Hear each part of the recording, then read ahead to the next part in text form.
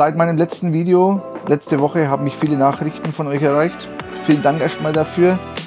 Allerdings ist mir eine Sache dabei ganz klar geworden. Nicht jeder, der jetzt eine Wing Rack oder Wing Compact oder auch Wing in der Black Edition oder in der Grey Edition sich bestellt hat, ist schon hundertprozentig fit auf dem Pult. Und es gibt vermutlich auch noch ganz viele Leute, die aktuell noch zögern, eins zu bestellen oder noch nicht wissen, ob sie sich eins bestellen sollen, weil sie eben noch nicht genau wissen, wie die Software funktioniert, beziehungsweise ob sie sich letztendlich mit dem Pult später auskennen. Das ändern wir heute, denn in der heutigen Episode von Bastis Bassstunde zeige ich euch, wie ihr ein ganz simples Setup am PC schon jetzt, bevor ihr eure Wing erhaltet, anlegen könnt. Intro ab!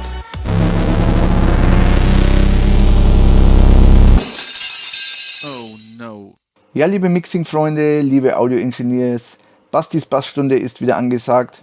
Ich habe es eingangs gerade schon erwähnt, wir legen heute ein ganz einfaches Setup an, offline das Ganze, also das kann jetzt jeder schon daheim theoretisch vorbereiten, bis sein Wing Rack oder seine Behringer Wing geliefert wird. Ich zeige euch das ganz einfach anhand von zwei Kanälen, die wir anlegen, einen Vocal-Kanal und einen Akustik-Gitarren-Kanal. Wir legen uns dazu dann die entsprechenden Sources an, wir legen uns die Kanäle an, wir legen ein paar Monitorwege an, Effektwege und schicken das Ganze auf eine PA. Recht unspektakulär, aber für den einen oder anderen, der jetzt gerade frisch eben zum Thema Behringer Wing kommt, vermutlich sehr wichtig, weil so eine richtige Dokumentation oder so einen richtigen Leitfaden gibt es nicht, beziehungsweise ist es mir persönlich nicht bekannt. Bevor wir starten, natürlich in eigener Sache noch was. Ihr kennt das Spektakel, da unten ist der Subscriber-Button. Da klickt ihr jetzt am besten mal drauf und aktiviert die Glocke und verpasst nie wieder ein neues Bastis Bassstunde Video. Auf geht's, schauen wir uns die Wing Edit an. Zunächst besucht ihr die Behringer Seite und geht hier auf die Seite der Wing. Im Idealfall mache ich das meistens so, ich gehe auf Downloads und suche hier einfach nach Wing und habe hier dann auch alles, was es so für die Wing an Software gibt. Und hier findet ihr auch in meinem Fall Wing Edit PC. Das Ganze gibt es auch für Mac oder wer Linux verwendet, gibt es auch sogar für Linux. So, ich lade jetzt hier Wing Edit PC herunter. Einmal auf Download, einmal Agree, Download und dann seht ihr hier oben Wing Edit PC wird heruntergeladen. Ich starte jetzt wirklich komplett jungfräulich, das heißt, ich lade die Software jetzt auch runter aus dem Internet und wenn ich die jetzt aufmache, dann habe ich die gleichen Voreinstellungen wie jeder von euch, der sich diese Software jetzt lädt.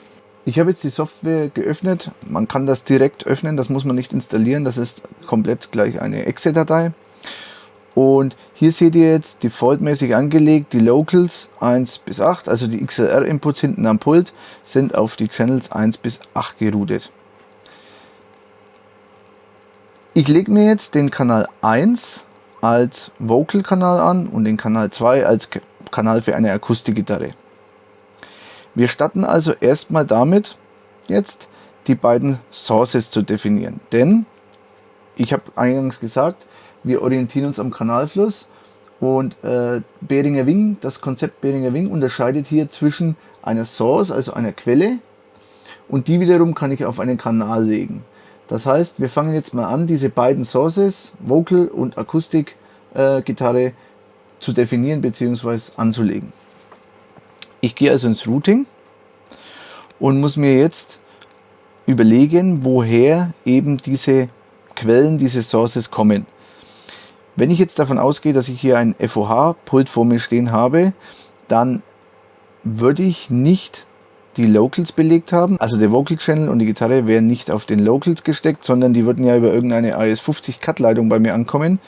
Und wir gehen jetzt einfach mal davon aus, dass wir eine Bühne haben, da steht eine Stagebox und die ist mit der AES50A Schnittstelle vom Pult verbunden. So, ihr seht, die sind jetzt alle hier leer und ja, die kann ich jetzt definieren.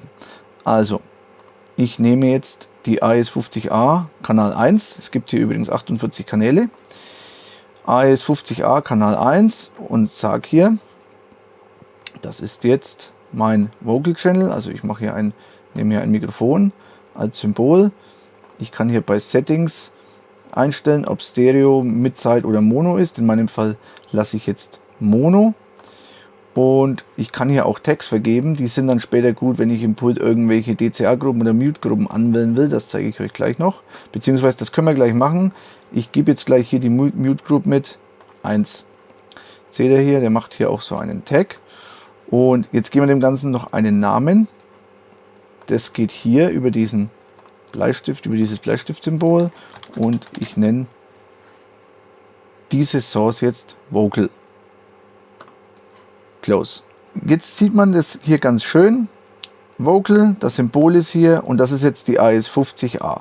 Das heißt, die AES50A Channel 1, also von der Stagebox, der Channel 1, der kommt jetzt hier an und ich habe den als Source definiert. Eine Sache machen wir kurz noch.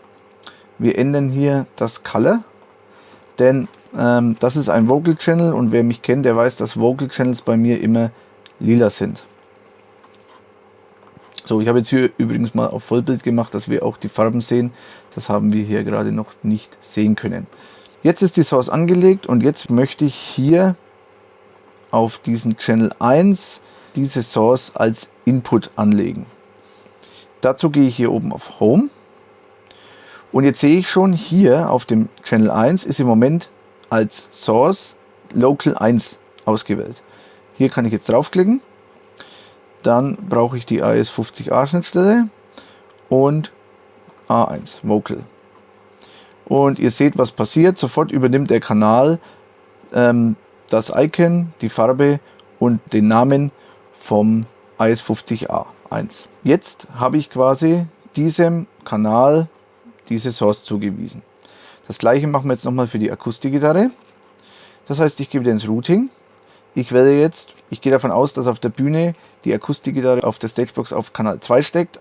Die kommt dann bei mir also auf AES50A2 an. Auch hier ein Symbol einer Akustikgitarre. Wir nehmen das hier.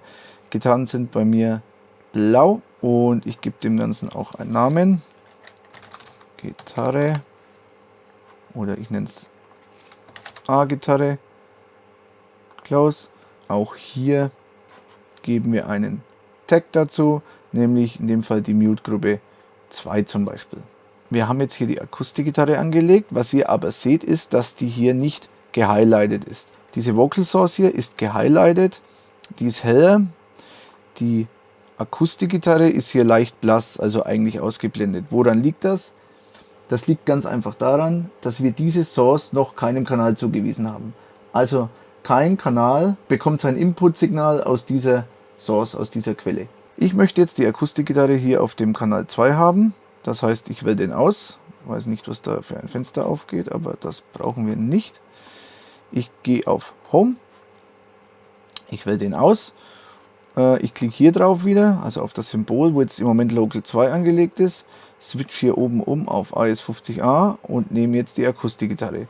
Und wenn ich mir die jetzt im Routing anschaue, dann sehe ich, dass sie genauso gehighlightet ist wie auch die Vocal Source.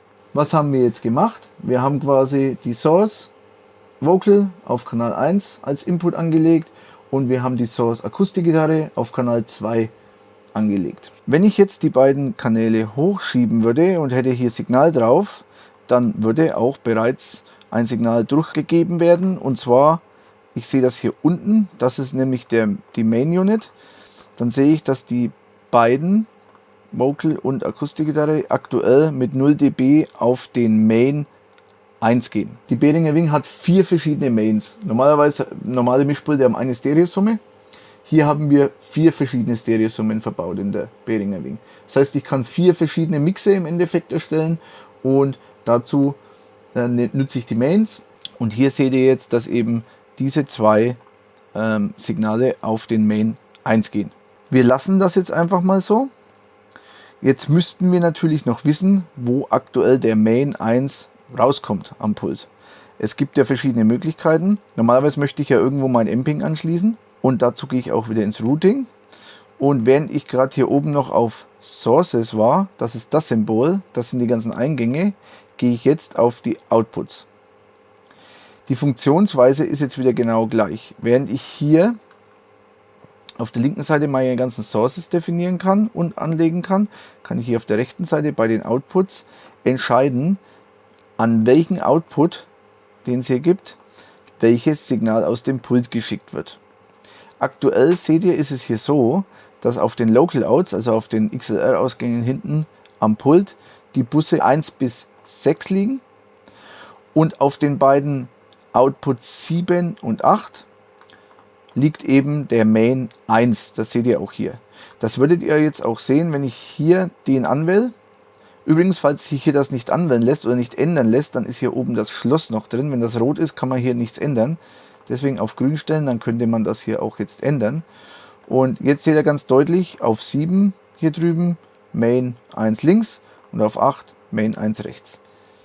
Das ist also der Main, wo ich aktuell auch meine Akustikgitarre und meinen Vocal-Kanal hinschicke. Wenn ich jetzt dieses Main-Signal aber auch wieder zurück vor an die Bühne schicken möchte, dann bringt mir das nichts, wenn ich das am Pult auf dem Local 7 und auf dem Local 8 rausschicke. Dann wähle ich hier oben eben, wo ich es hinschicken möchte, erst aus. Also ich möchte es jetzt auf der AES50A Leitung zurückschicken. Das ist ja die Leitung, die in meiner Stagebox steckt.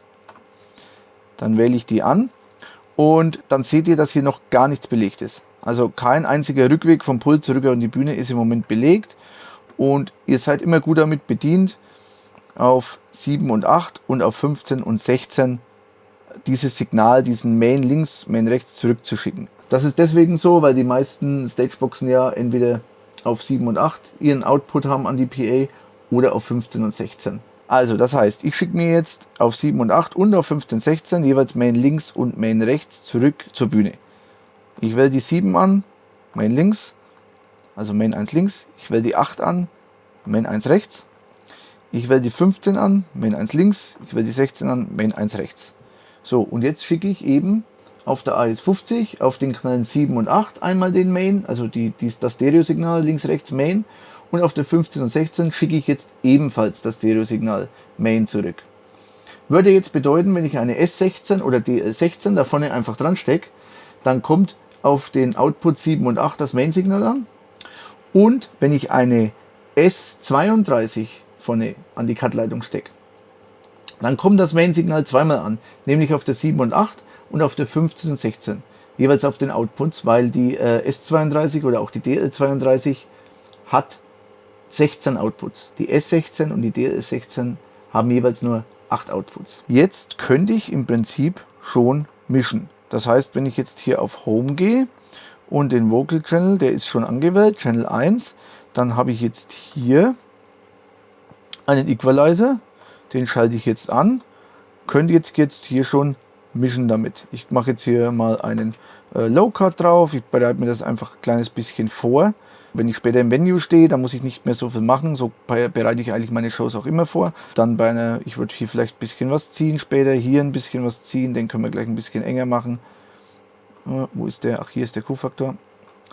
So, und vielleicht bei der, ach so, das ist ein Vocal Bass. Genau, dann vielleicht hier ein bisschen anheben. So, einfach mal so als Grundeinstellung. Es geht hier heute auch nicht ums Mischen, sondern es geht hier wirklich nur darum, ein Setup anzulegen. Gut, auch meine Akustikgitarre kann ich mir jetzt ein bisschen vorbereiten hier. Ich mache auch hier den Equalizer an. Ich mache auch hier einen Low Cut drauf. Und ich könnte auch hier jetzt ein bisschen was rausziehen hier. Und vielleicht hier ein bisschen die Präsenzen anschieben. So, und ich könnte jetzt auch noch hier links die Reihenfolge von Kompressor und Equalizer abändern. Das mache ich, indem ich hier oben auf Home zurückspringe, auf den Schraubenschlüssel klick und dann kann ich hier eigentlich diese Plug-in-Slots untereinander verschieben. Ich könnte auch das Gate nach hinten schieben, aber das macht jetzt ja keinen Sinn. So, Schraubenschlüssel wieder aus, dann ist das getauscht. So, und das gleiche mache ich jetzt auch hier nochmal beim Vocal Bus. Ich nehme den Kompressor, halt Home, nehme den Kompressor und ziehe ihn vor den Equalizer. So, den Kompressor, wenn ich nutzen will, muss ich hier oben noch anschalten. Es gibt hier verschiedenste Kompressormodelle. Für den Gesang würde ich euch den No Stressor empfehlen.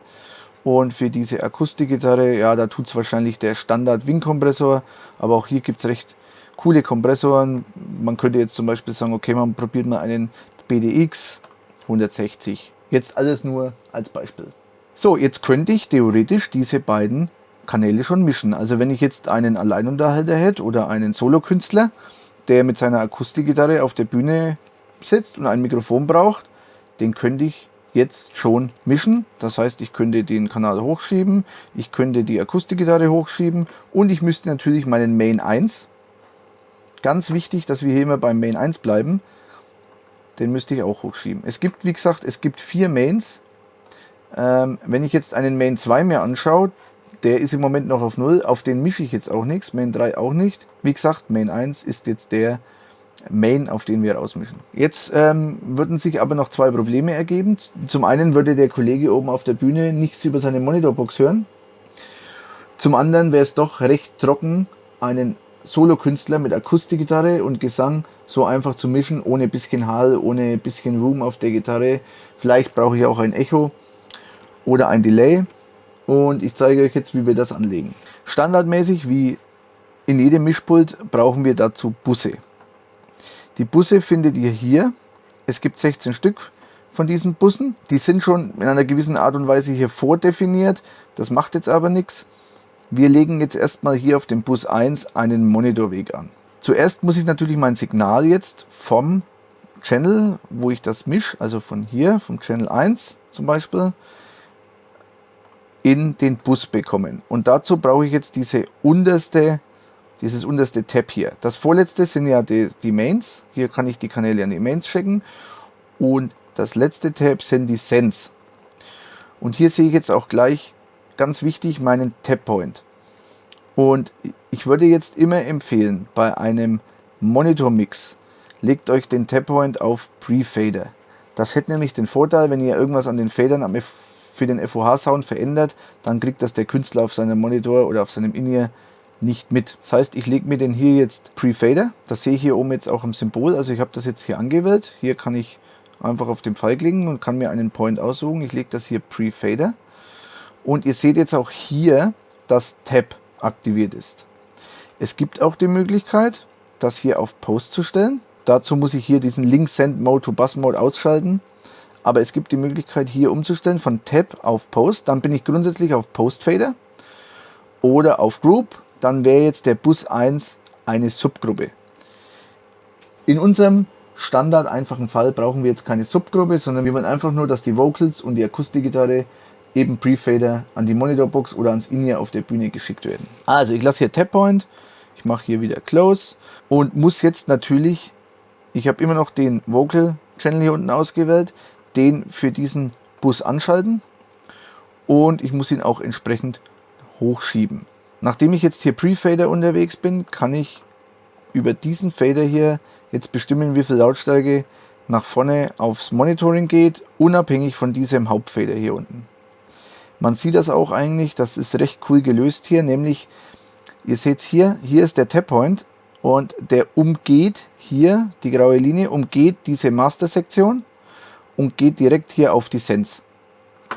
Das bedeutet quasi, wir greifen hier das Signal ab, bevor es zu dem Fader hier kommt und schicken es von da aus auf die Monitorboxen. Ich schicke also jetzt per Tap Point, also in unserem Fall Pre-Fader, minus 8,1 dB an den Bus 1. Das gleiche mache ich mit der Akustikgitarre. Ich wähle die an, klicke hier auf An und schiebe auch die ein bisschen rein. Ihr seht, dass der Tap Point von der Akustikgitarre jetzt noch hier vor dem Insert ist. Das ändern wir jetzt auch. Wir stellen jetzt hier um auf Pre-Fader, Tap Point 6. So, jetzt ist es zwischen dem Insert und dem Fader. Passt soweit. Somit schicken wir jetzt aktuell den Vocal Channel und den Akustikgitarren Channel auf den Bus 1. Was passiert jetzt wieder? Nichts, weil der Bus 1 vorne an der Bühne ja gar noch nicht ankommt. Den müsst ihr jetzt schon auch nach vorne routen. Das machen wir wieder, indem wir wieder ins Routing springen. Und hier haben wir auf der IS50A bereits den Main auf der 7 und 8 nach vorne geschickt. Und ich schicke jetzt einfach mal auf dem Output 1. Das heißt, das wäre dann der XLR-Ausgang 1 auf der Stagebox an der Bühne. Und hier schicke ich jetzt meinen Bus 1 nach vorne. Das heißt, ich muss hier umswitchen von der Group Main auf die Group Bus. Ich nehme hier Bus 1. Ihr seht, der Bus ist stereo angelegt, links, rechts. Wichtig zu wissen, ich schicke jetzt hier den 1 links vor. Jetzt kommt vorne, wenn ich meinen Monitor oder mein In-Ear einstecke, auf den Ausgang 1 an der S16 oder auch an der S32, dann kommt da eben dieser Bus 1 von meinem FOH-Pult. Solltet ihr noch nichts hören, jetzt vorne an der Bühne, dann liegt das ganz einfach daran, dass eben der Master Fader für den Bus noch nicht hochgeschoben ist. Den findet ihr hier bei Buses und hier Bus 1 und den schiebe ich jetzt einfach, ich schiebe ihn gleich auf 0. Was soll der Geiz? So, und jetzt passiert Folgendes. Ich gehe es nochmal schnell durch. Wir greifen hier bei Vocal und bei Akustikgitarre am Tappoint Pre-Fader das Signal ab, schicken es mit jeweils minus 8,1 und mit minus 9,5 bei der Akustikgitarre auf den Bus 1.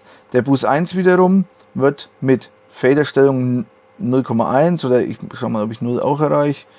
Ja. Egal, mit minus 0,1 wird der geschickt und zwar übers Routing auf die AS50A auf den Rückweg 1 und der kommt vorne an der Stagebox automatisch auf Output 1 an. So, das heißt, wir können jetzt die PA beschicken mit links-rechts Main auf der 7 und 8. Der Kollege Künstler vorne mit seiner Akustikgitarre und mit seinem Mikrofon hat jetzt auch Signal auf seinem Monitor. Jetzt klingt das Ganze bloß nur vermutlich noch etwas trocken. Und dazu brauchen wir jetzt einen Effekt. Ich nutze jetzt einen Hall für den Gesang und einen zweiten Hall, ich zeige euch das gleich, für die Akustikgitarre. Das heißt, wir legen uns erstmal diese Effekte jetzt an. Ich klicke hier auf die Effekte und ihr seht hier, voilà, Behringer Wing hat hier 16 Effektslots, die ich mir belegen kann. Es gibt Standardeffekte und es gibt Premium-Effekte. Wichtig zu wissen ist, ich kann alle Standardeffekte auch in Premium-Slots laden, allerdings kann ich keine Premium-Effekte in Standard-Slots laden. Wir brauchen jetzt zwei davon. Ich nehme mir einfach für den ersten einen Hall Reverb und für den zweiten, da nehme ich mir jetzt diesen VSS3 Reverb und jetzt habe ich in die zwei Effekt-Slots schon mal zwei Effekte reingeladen. Die brauchen wir jetzt natürlich auch auf einen entsprechenden Bus. Nachdem ja hier die Busse 11 bis 16 hier unten, ich bin noch in den Bussen drin, 11 bis 16 schon mit Post-Fader-Bussen vorbelegt sind, eignen die sich natürlich super, um hier gleich die Effekte reinzuladen. Das würde ich an eurer Stelle auch gar nicht groß ändern. Ich nehme mir also den Bus 11, springe hier oben auf Home und jetzt gibt es zwei Möglichkeiten, diesen Effekt hier in den Bus zu kriegen. Ganz wichtige Geschichte jetzt. Bei allen anderen Pulten oder bei vielen anderen Pulten ist es so, dass ich immer einen Send-Bus habe zum Effekt und dann vom Effekt zwei Return-Kanäle zurückbekomme. Zum Beispiel SI Kompakt, wer das kennt, LS9 ist es so, X32 ist es so. Nicht bei der Behringer Wing. Bei der Behringer Wing gibt es einen Bus und ich lade, und das ist eigentlich mehr oder weniger so wie bei jeder DAW, Cubase, wer das kennt, ich lade einfach den Effekt in einen Insert-Slot in den Bus. Und ihr seht, ich habe hier zwei Insert-Slots. Der obere Insert-Slot, der hier ist Pre-Fader, weil hier der blaue Balken zeigt mir ja, wo der Fader ist vom Bus. Pre-Fader oder es gibt auch einen Post-Fader. Den Hall würde ich empfehlen, in den Pre-Fader Insert-Slot zu laden. Dann kann ich nämlich mit dem Fader des Busses später die Ausgangslautstärke des Halls regeln. Ein Delay wiederum würde sich eher anbieten, es Post-Fader zu laden, denn dann kann ich über den Bus einzelne Worte, indem ich den kurz hochziehe und wieder zurücknehme, ins Delay reinschicken und das Delay kommt hinten halt ohne Fader da hinten zurück. Wie bekomme ich nun in diesen Insert die eben ausgewählten Effekte? Erstmal mache ich den hier oben an. So, und jetzt fragt er mich hier schon, welchen FX-Prozessor ich haben möchte. Im Moment steht hier None. Ich klicke also einmal auf, sehe hier die beiden Hall-Plugins, die ich mir gerade in die Slots geladen habe. Und in dem Fall nehme ich jetzt für den Bus 11 diesen Hall. So, da ist er.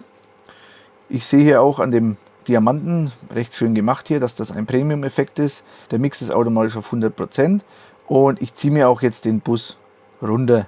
Denn wenn ich den jetzt auf 0 lasse und schicke hier kräftig Hall rein, dann wäre der schon voll, also der Output wäre schon voll auf 0. Ich ziehe jetzt die alle mal hier runter. Effekte, ich kann die ja später wieder hochregeln, eben wenn ich so viel Effekt wie ich gerne haben möchte. Und jetzt müssen wir aber natürlich auch noch den Gesang in diesen Bus schicken, dass der verhallt wird. Und das mache ich wieder, indem ich meinen Gesang auswähle.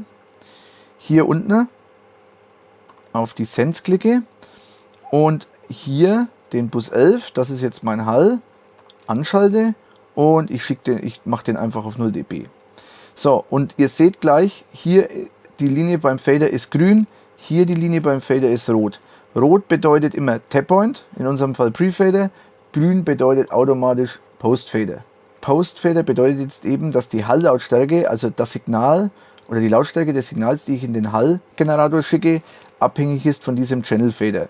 Das heißt, wenn ich den auf 0 ziehe, dann wird auch kein Vocal-Signal rüber in den Hallgenerator geschickt. Jetzt möchte ich den VSS3 Reverb, den ich gerade hier in den Effekt-Slot 2 geladen habe, für die Akustikgitarre verwenden. Zunächst gehe ich wieder in die Busse und wähle den Bus 12 aus. Bus 12, hier möchte ich jetzt meinen VSS3 Effekt reinladen. Das heißt, Bus 12 auswählen, ich nehme wieder den Pre-Fader Insert, klicke hier oben auf Prozessor und wähle eben diesen zweiten Effekt aus. Auch den muss ich hier oben auf On stellen. Und jetzt schicke ich hier die Akustikgitarre rüber.